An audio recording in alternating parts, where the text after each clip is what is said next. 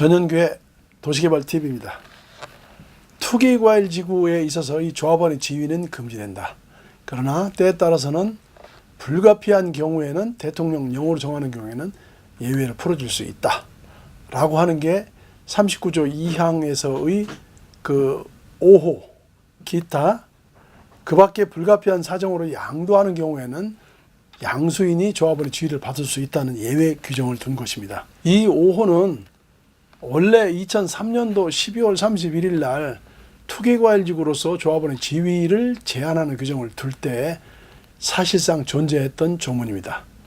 그러나 이 법을 만든 노무현 대통령께서는 시행령으로 위임을 했습니다마는 이 시행령이 만들어지기 전까지는 한 2년 이상이 걸리게 됩니다.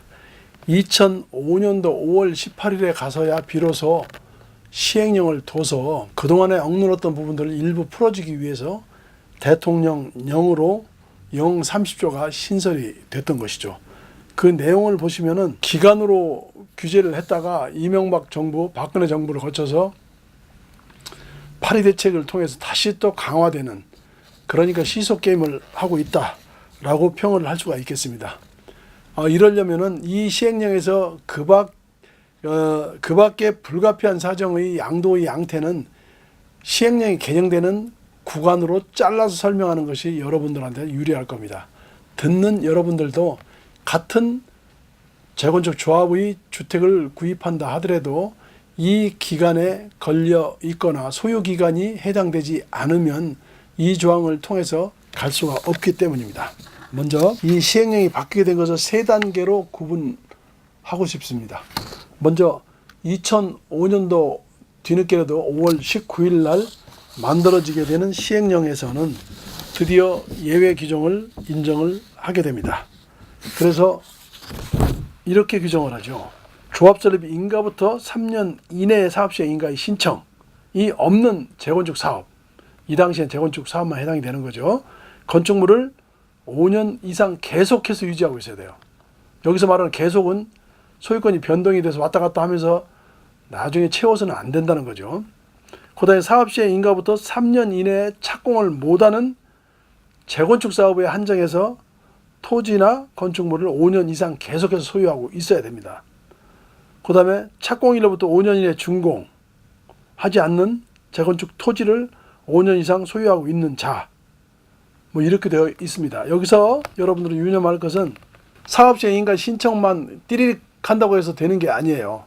이것은 사업시행 인가를 신청하려면 건축 심의도 받고 그 다음에 건축 심의를 통해서 사업시행 인가를 위한 총회를 열어서 법정 동의율을 충족한 다음에 구청에 접수를 시켜야지만 사업시행 인가를 신청을 하는 것이지, 소리만 신청했다가 바꿔된다고 해서 신청을 했다라고 볼 수는 없다는 것이죠.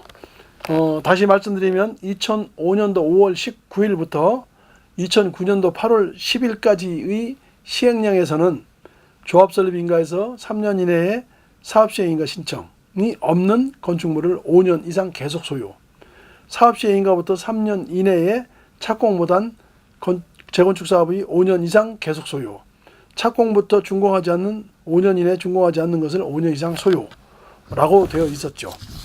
그 후로 2018년도 11월 7일 날 서울에 마지막 남아있던 강남 3구의 투기과일지구를 해제를 하게 됩니다.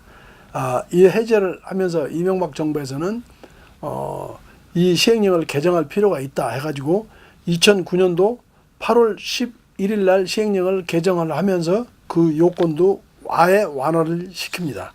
그 완화된 내용을 살펴보시면 앞에 있던 3년을 2년으로 줄이고 소유기간도 5년을 2년으로 줄였습니다.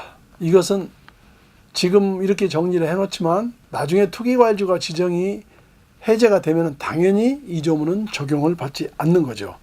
자, 다시 설명을 드리면 2009년도부터 2009년 8월 11일부터 2017년도 9월 28일까지는 조합에서 2년 이내 사업시행인가 신청이 없는 경우로 2년 이상 계속 소유, 그 다음에 사업시행인가 2년 이내 착공하지 못한 건축물을 2년 이상 계속 소유, 착공부터 3년 이내 준공되지 않은 재건축 사업에서의 3년 이상을 계속 소유, 이렇게 규정을 두었던 것이죠. 자, 그러면 그 이후로 파리 대책으로 사실은 뭐 이 법이 요건이 강화되면서 여러분 잘 알다시피 이 대책의 후속 조치로 83 투기과열지구 8월 3일 투기과열지구가 다시 지정이 됩니다. 그러면서 앞에 있던 2년 플러스 2년을 어떻게 바꿨냐면은 2년 이내를 이상으로 바꾸고 2년을 3년으로 바꿨던 것이죠. 자, 다시 설명을 드리면 2017년도 9월 29일부터는 조합 설립 사업 시행 인가부터 2년 이내 착공하지 못한 재건축 사업에서 2년 이내의 소유를 2년 이상, 3년 이상 이렇게 바뀌었던 것이죠. 그리고 소유의 기간은 2년 이상으로 되어 있던 것들, 또 3년 이상으로 됐던 것들을 전부 다 3년으로 강화를 했어요. 그러니까 3년은 그대로 두고 2년은 다 3년으로 바꿨던 것이죠. 이 부분은 2017년도 9월 29일부터 개정돼서 지금 시행되고 있는 시행령의 내용들입니다. 자, 이것으로 투기과열지구는 정리를 끝냈습니다만은 투기과열지구의 지정에 따른 조합원의 지위 승계 제한, 이것을 매수한 자의 그 현금 청산 또는 손실보상자의 자격은 사실은 법률의 이해를 굉장히 필요로 합니다. 그 외에도 투기과열지구와 관련된 분양신청 제한, 우리 보통 재당첨 제한이라고도 표현하는데 분양신청 제한하고 권리산정 기준일의 설명이 필요하다고 생각합니다. 그래서 투기과열지구 그 뒤편으로 분양신청 제한과 권리산정 기준일의 설명이 뒤따를 것을 예고드리면서 이 시청을 하신 우리 시청자 여러분, 이 내용이 좋으시면은 구독과 좋아요를 눌러주셨으면 고맙겠습니다.